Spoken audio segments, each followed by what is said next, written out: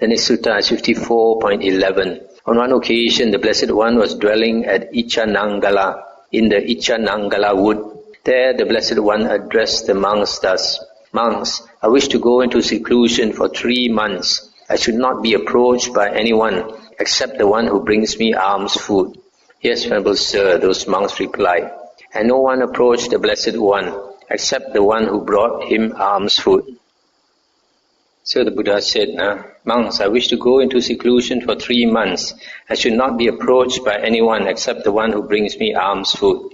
"Yes, Venerable Sir," those monks replied. And no one approached the Blessed One except the one who brought him alms food. Then when those 3 months had passed, the Blessed One emerged from seclusion and addressed the monks thus, "Monks, if wanderers of other sects ask you, 'In what dwelling, friends, did the Blessed One generally dwell during the rain's residence, the Vasa?' Being asked thus, you should answer those wanderers thus, 'During the rain's residence, friends, the Blessed One generally dwelt in the concentration by mindfulness of breathing. Here, monks, mindful I breathe in, mindful I breathe out. When breathing in long, I know I breathe in long. When breathing out long, I know I breathe out long. When breathing in short, I know I breathe in short. When breathing out short, I know I breathe out short,' etc., etc. If anyone, monks, speaking rightly, could say of anything, 'It is a noble dwelling, a divine dwelling, the Tathagata's dwelling. It is of concentration by mindfulness of breathing,' that one could rightly say this." Stop here for a moment. So here, the Buddha is saying very clearly that Anapanasati is the Tathagata's dwelling or abiding. The Buddha abides most of the time in Anapanasati. So the Buddha's meditation is Anapanasati.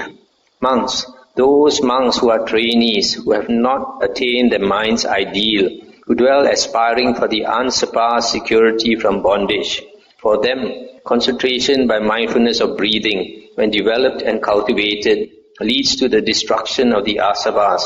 Those monks who are arahants, whose asavas are destroyed, who have lived the holy life, done what had to be done, laid down the burden, reached their own goal, utterly destroyed the fetters of existence, those completely liberated through final knowledge.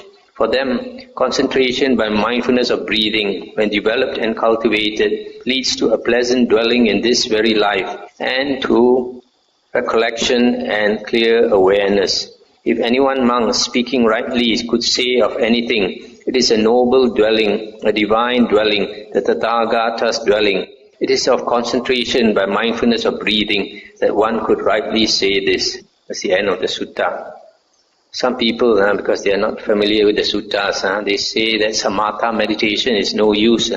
There is no wisdom when you practice samatha meditation. But here the Buddha says that it's Aryan dwelling.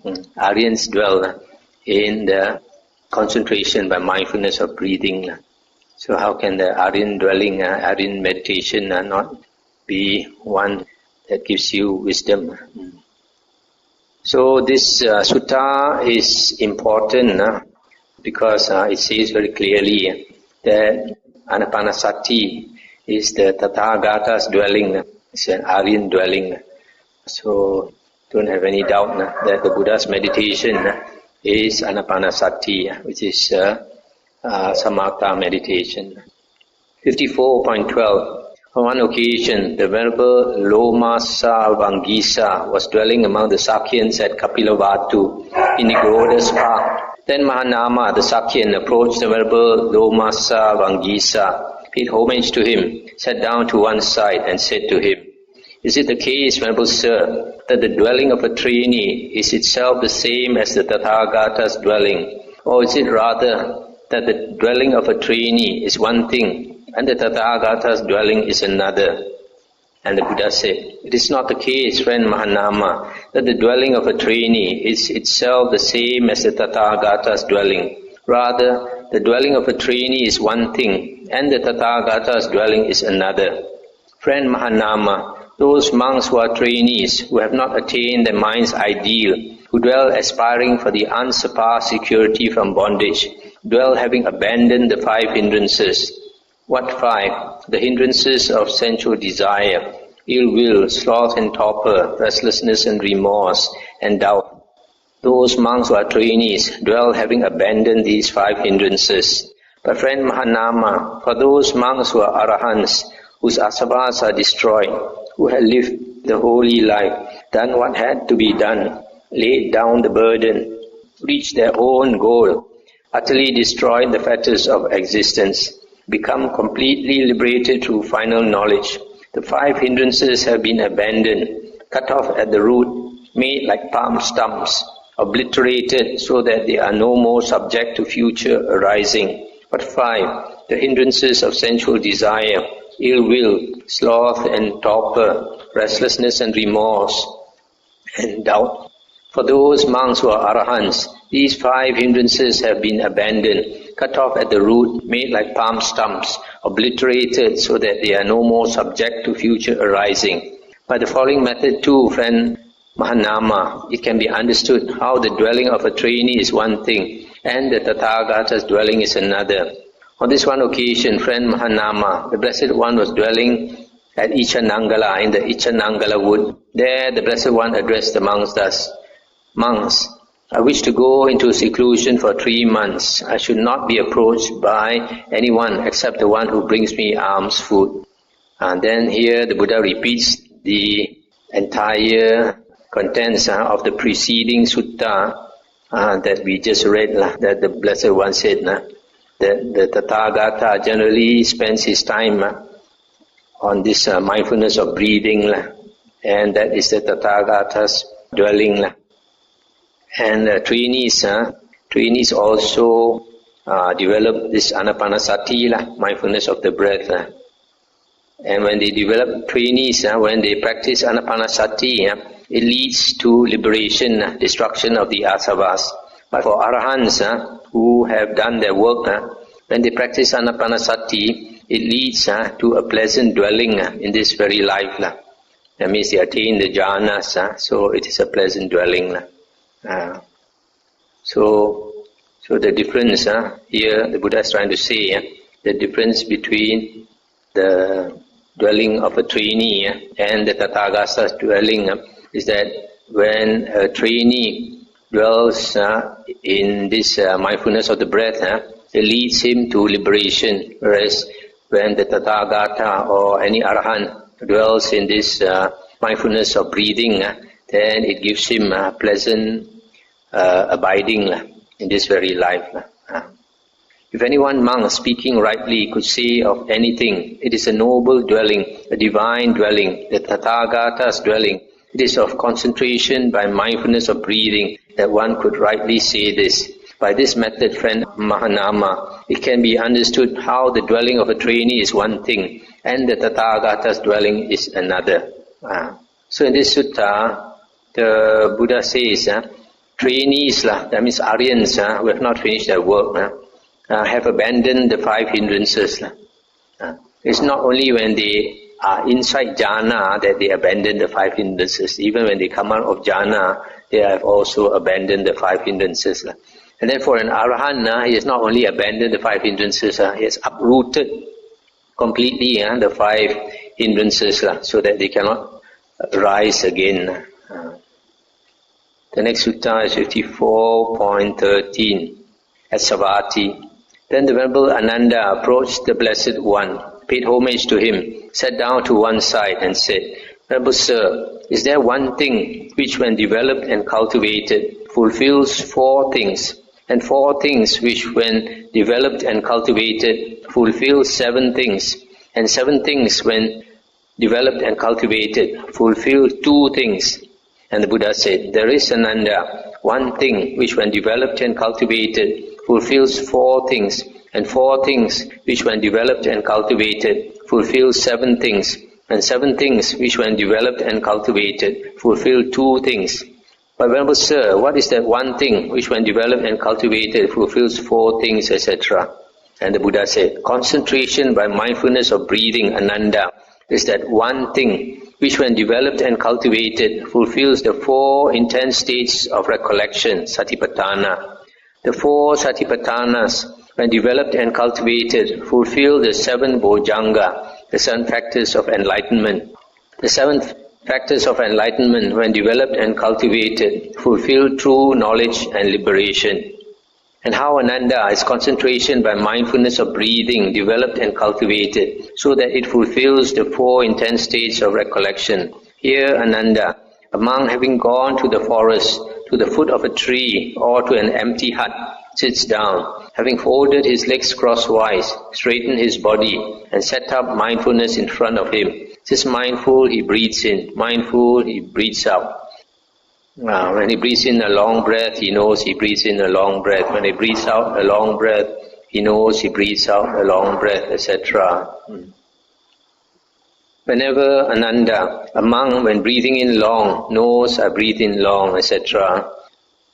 When he trains thus, tranquilizing the body conditioner, I will breathe out. On that occasion, the monk dwells contemplating the body in the body, ardent, clearly aware, collected, having removed covetousness and grief in regard to the world. For what reason? I call this a certain kind of body, Ananda, that is, breathing in and breathing out. Therefore, Ananda, on that occasion, the monk dwells contemplating the body in the body, ardent, clearly aware, collected, having removed covetousness and grief in regard to the world. So this is similar to what we read earlier, that when you practice Anapana Sati, you are practicing contemplation of the 4 objects of Sati. Whenever Ananda, amongst trains thus, experiencing delight, I will breathe in, experiencing delight, I will breathe out, etc. Tranquilizing the mental conditioner, I will breathe in, tranquilizing the mental conditioner, I will breathe out. On that occasion, the monk dwells contemplating feelings in feelings, ardent, clearly aware, collected, having removed covetousness and grief in regard to the world. For what reason? I call this a certain kind of feeling, Ananda, that is, close attention to breathing in and breathing out. Stop here for a moment. When we are contemplating on the breath, it is a kind of feeling, it's a kind of feeling of the breath. That's why the Buddha says that is close attention to breathing and breathing out is a kind of feeling. Whenever Ananda, a monk, trains thus, experiencing the mind, I will breathe in, experiencing the mind, I will breathe out, etc. Liberating the mind, I will breathe in, liberating the mind, I will breathe out. On that occasion, the monk dwells contemplating mind in mind, ardent, clearly aware, collected, having removed covetousness and grief in regard to the world. For what reason? I say, Ananda, that there is no development of concentration by mindfulness of breathing for one who is muddled and who lacks clear awareness. Therefore, Ananda, on that occasion, the monk dwells contemplating mind in mind, ardent, clearly aware, collected, having removed covetousness and grief in regard to the world. Whenever Ananda, a monk, trains thus, contemplating impermanence, I will breathe in. Contemplating impermanence, I will breathe out. Contemplating relinquishment, I will breathe in. Contemplating relinquishment, I will breathe out, etc. On that occasion, the monk dwells contemplating Dhamma in Dhamma, ardent, clearly aware, collected, having removed covetousness and grief in regard to the world. Having seen with wisdom what is the abandoning of covetousness and displeasure or grief, he is one who looks on closely with equanimity. Therefore, Ananda, on that occasion, the monk dwells contemplating Dhamma in Dhamma, ardent, clearly aware, collected, having removed covetousness and grief in regard to the world. It is Ananda, when concentration by mindfulness of breathing is developed and cultivated in this way, that it fulfills the 4 satipatthanas, intense states of recollection. And how Ananda are the 4 intense states of recollection developed and cultivated so that they fulfill the 7 factors of enlightenment, Bojjhanga. Whenever Ananda, a monk, dwells contemplating the body in the body, on that occasion, unmuddled mindfulness is established in that monk, or unmuddled recollection is established in that monk. Whenever Ananda, unmuddled recollection has been established in a monk, on that occasion, the enlightenment factor of recollection is aroused by the monk.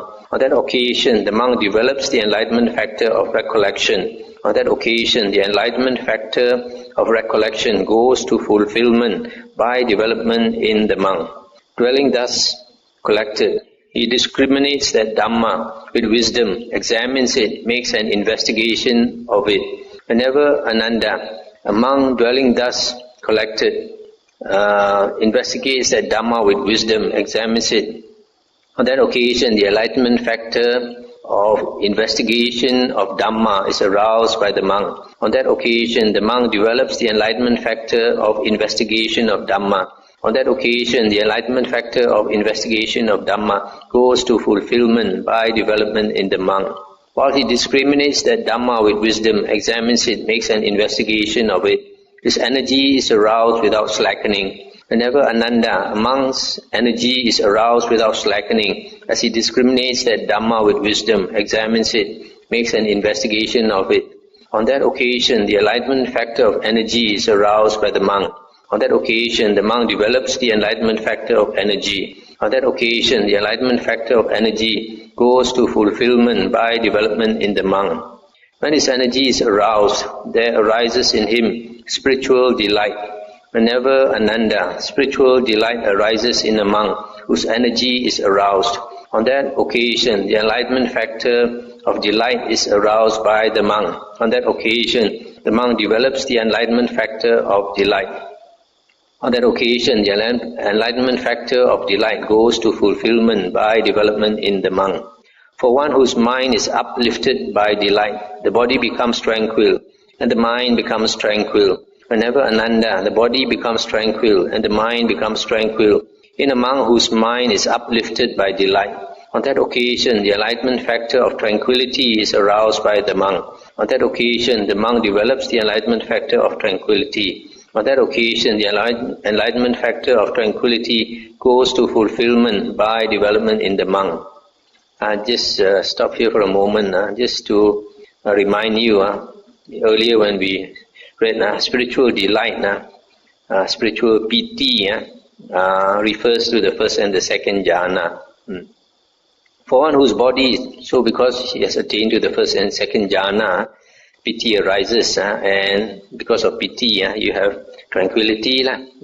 For one whose body is tranquil and who is happy, the mind becomes concentrated. Whenever Ananda, the mind becomes concentrated in a monk whose body is tranquil and who is happy, on that occasion the enlightenment factor of concentration is aroused by the monk. On that occasion the monk develops the enlightenment factor of concentration. On that occasion the enlightenment factor of concentration goes to fulfillment by development in the monk. So concentration in the suttas always refers to the four jhanas. He becomes one who looks closely on with equanimity at the mind thus concentrated. Whenever Ananda, a monk becomes one who looks closely on with equanimity at the mind thus concentrated. On that occasion, the enlightenment factor of equanimity is aroused by the monk. On that occasion, the monk develops the enlightenment factor of equanimity. On that occasion, the enlightenment factor of equanimity goes to fulfillment by development in the monk. Stop here for a moment, just to remind you again, in the earlier sutta we read, spiritual equanimity refers to the fourth jhana. So here we're talking about the fourth jhana here. Whenever Ananda, a monk dwells contemplating feelings in feelings, mind in mind, Dhamma in Dhamma, on that occasion unmuddled recollection is established in that monk. Whenever Ananda, unmuddled recollection has been established in a monk, on that occasion the enlightenment factor of recollection is aroused by the monk. On that occasion the monk develops the enlightenment factor of recollection. On that occasion the enlightenment factor of recollection goes to fulfillment by development in the monk. So all this follows like in the case of the first intense state of recollection. He becomes one who closely looks on with equanimity at the mind thus concentrated. Whenever Ananda, a monk becomes one who closely looks on with equanimity at the mind thus concentrated. On that occasion, the enlightenment factor of equanimity is aroused by the monk. On that occasion, the monk develops the enlightenment factor of equanimity. On that occasion, the enlightenment factor of equanimity goes to fulfillment by development in the monk. This Ananda, and the four intense states of recollection are developed and cultivated in this way that they fulfill the seven factors of enlightenment. And how, Ananda, are the 7 factors of enlightenment developed and cultivated so that they fulfill true knowledge and liberation? Here, Ananda, a monk develops the enlightenment factor of recollection, which is based upon seclusion, dispassion and cessation, maturing in release. Similarly, he develops the enlightenment factor of investigation of Dhamma, the factor of energy, the factor of delight, the factor of tranquility, the factor of concentration, the factor of equanimity, which are based upon seclusion, dispassion and cessation, maturing in release. It is, Ananda, when the 7 factors of enlightenment are developed and cultivated in this way that they fulfill true knowledge and liberation. It's the end of the sutta. So when we practice Anapanasati, mindfulness of the breath, and we develop it and cultivate it, then it becomes the 4 Satipatthanas. And when we practice the 4 Satipatthanas and develop the 4 Satipatthanas, and it becomes the 7 Bojjhangas, 7 factors of enlightenment.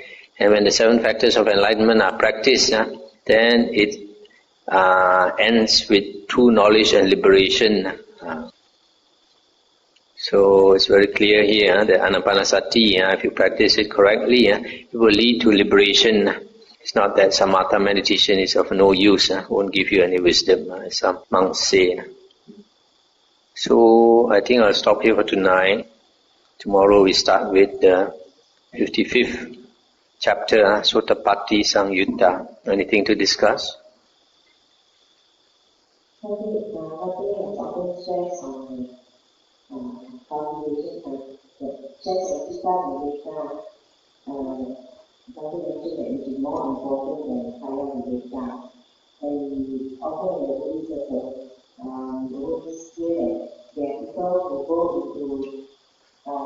Seclusion, and some of them become mentally deranged after going into seclusion.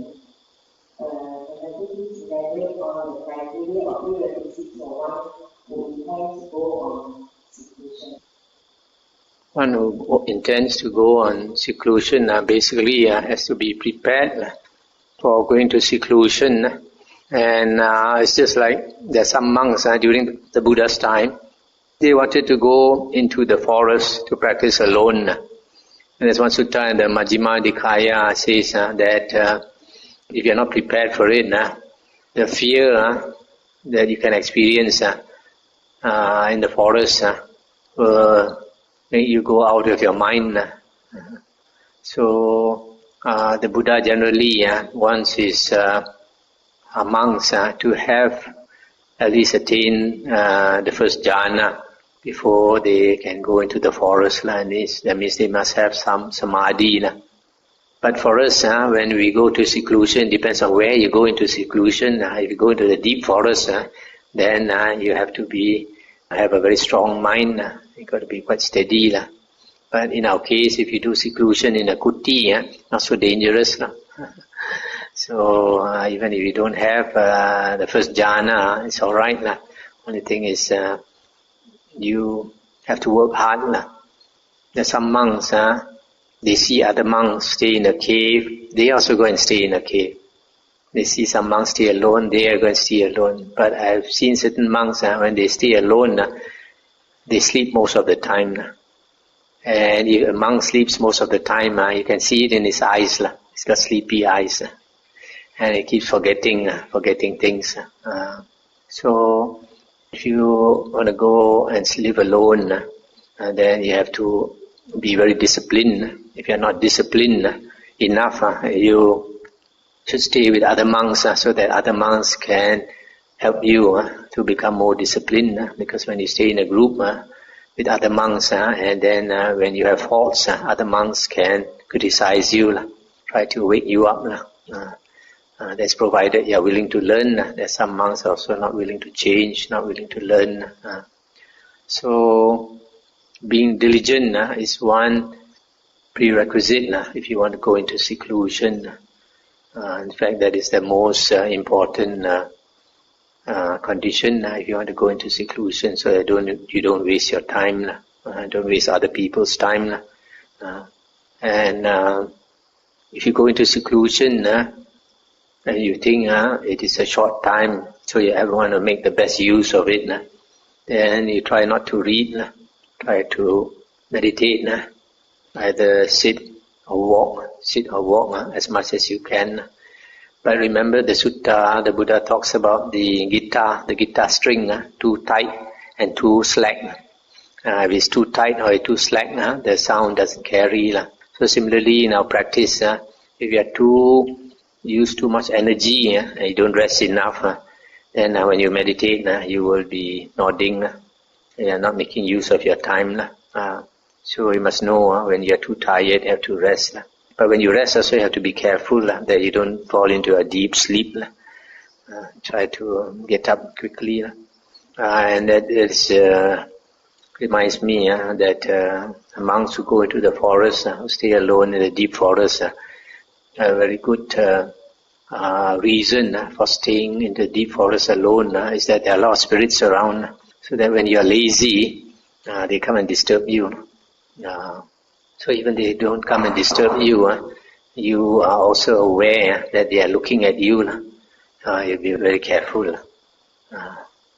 So even you don't see them, you know a lot of eyes looking at you. So when you are practicing alone in the forest, you tend to be very careful. Even you are very tired, you take a nap, always eager to get up whenever you hear any sound. Especially you are staying in a cemetery. So also you have to know like those things mentioned in the suttas, like you have to be moderate in your food, moderation in eating. But you see our precepts are such that we can only eat in the morning and we can't eat in the evening. So if we practice hard, we tend to get hungry. So we need to be supported with those allowable requisites, like prunes and honey, and some people, if they need cheese, then they take cheese.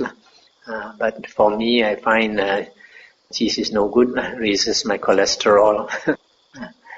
So like kam lam, olive, dates, all these things, and also I have to keep some like coconut oil or olive oil in case in the middle of the night you get gastric problems, then you take a spoonful of oil, it gets rid of the acid.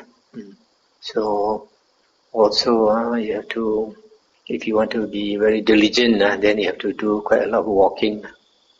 That's why I advise Brother Albert to get some mosquito coil and get some lamp, some light, and so that you can see the walking path.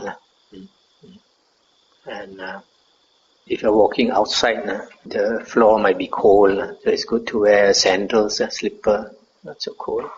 And especially if you're old, you're young, you don't need. So when you are doing seclusion, you need to be supported by one or two persons who will bring you food and bring you anything that you require. So for example, hot water. You need some hot water in the evening, so that in the middle of the night, if you feel you need coffee to keep you up, take some coffee in the night or something.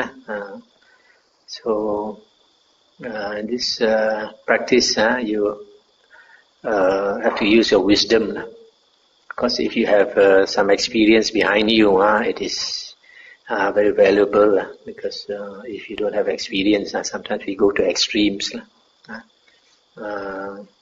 So we need to have some experience to know how to guide ourselves the middle way. So these are some of the things.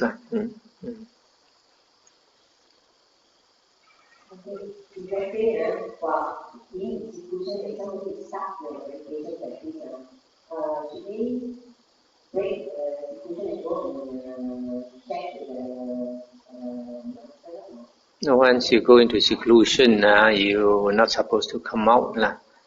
So if you're not ready for a long seclusion, then you have to start with a short seclusion. So you have to know how long you can go into seclusion. If you think that you get stuck, then don't make a long seclusion. In fact, generally seclusion is not for beginner. It's for people who have some experience.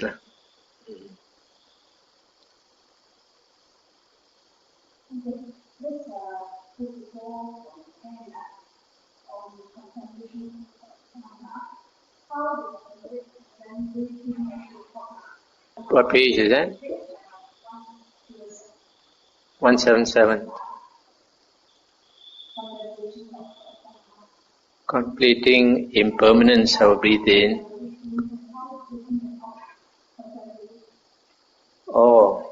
That impermanence is not the impermanence of the breath. That means when you are contemplating, you try to be aware of the breath and also reflect on impermanence. Say like whatever you have learned in the Dhamma about impermanence, that the body will grow old and all that. You see your relatives growing old and all that.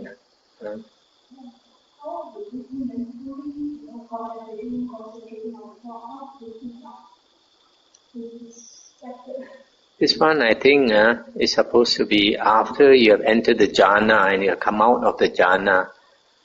Because previous to this, you have all these states, experiencing happiness, experiencing rapture and all that. That is earlier. That's already jhana already. Then after that, you come out, then you contemplate.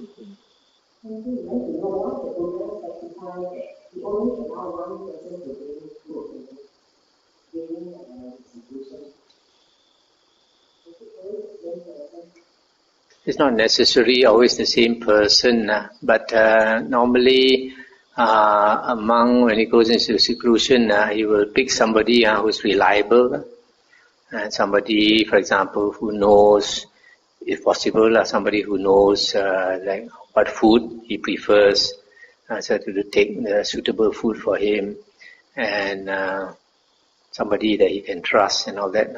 So like the Buddha used to have an attendant, and we find the earliest years of the Buddha, he used to change attendants quite a lot until later when he had, remember, Ananda as his attendant, and then he didn't change because Ananda was very devoted to him.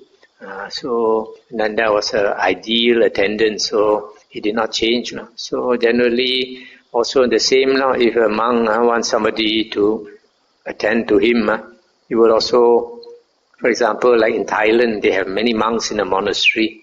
So according to the Vinaya, when a senior monk goes out, he generally has to be attended by a junior monk, a junior bhikkhu. So he will pick one that is that can serve him the best, instead of choosing anyone. Sometimes some young monks are unreliable, so you choose one that is knows how to take care of you well. Then he will always stick to that one. And here.